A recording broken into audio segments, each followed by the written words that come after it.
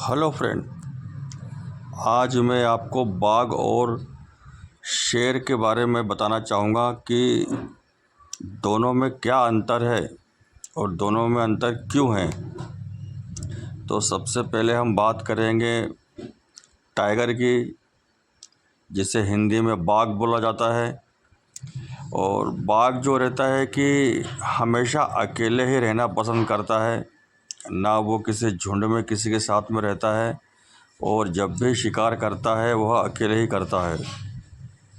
और शेर और बाघ में अंतर देखा जाए तो शेरों से ज़्यादा फुर्तीले बाघ होते हैं और ज़्यादा लॉन्ग जंप कर लेते हैं, और नाखून और दांतों के मुकाबले बिल्कुल बराबर रहते हैं। पर शेरों की तुलना में बाघों का वज़न कुछ ज़्यादा होता है।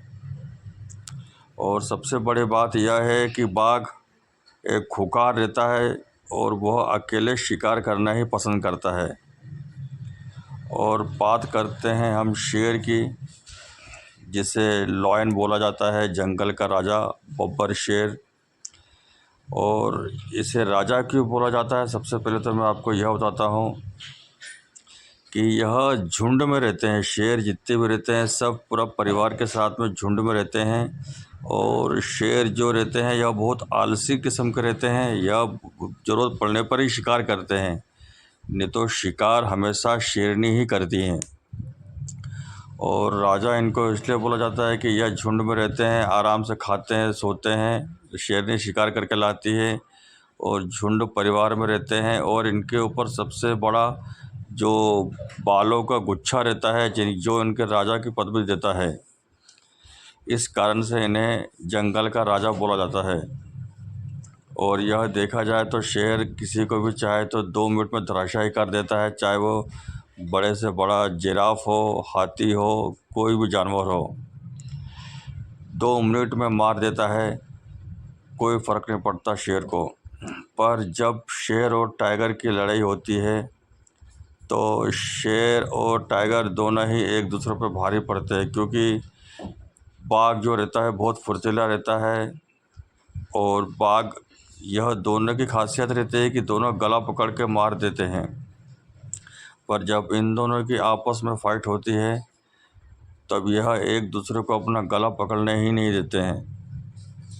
और इन दोनों की फ़ाइट जब कभी होती है तो काफ़ी घंटों घंटों तक चलती है, और जिसका परिणाम कुछ भी नहीं निकलता। अतः यह ना एक दूसरे को मार पाते हैं ना कुछ, क्योंकि दोनों ही बराबर रहते हैं। जबकि बाघ शेर से ज़्यादा फुर्तीला रहता है, परंतु और वह बाघ भी शेर की गर्दन नहीं पकड़ पाता है, क्योंकि उसके भी बड़े बड़े बाल रहते हैं। बालों के कारण उसकी सेफ्टी भी रहती है शेर की, और वह गर्दन भी नहीं पकड़ पाता बाघ शेर की। इस कारण से दोनों बराबर ही रहते हैं, और दोनों की फ़ाइट में कोई किसी की जान नहीं जाती है। जब ज़्यादा आक्रामक लड़ाई होती है तब इसका निर्णय लेना मुश्किल हो जाता है कि शेर जीतेगा कि बाघ जीतेगा।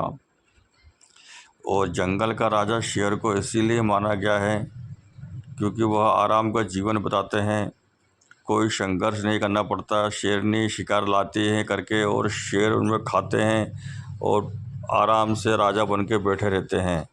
पर जो बाघ रहता है वह जीवन में अकेले ही रहता है और अकेले रहना पसंद करता है, क्योंकि वह शिकार भी अकेले ही करता है और सोच समझ के शिकार करता है।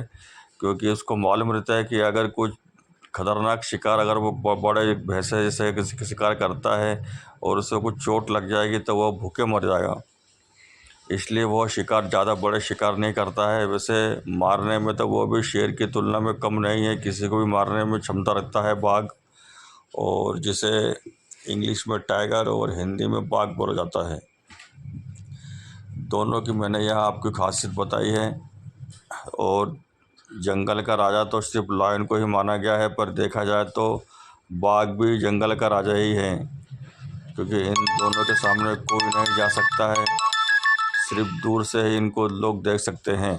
और यह दोनों जानवर बहुत आक्रामक होते हैं। दोनों अलग अलग जिस्म पाए जाते हैं। शेर अफ्रीका में पाया जाता है और टाइगर रहता है बंगाल में पाया जाता है, भारत में।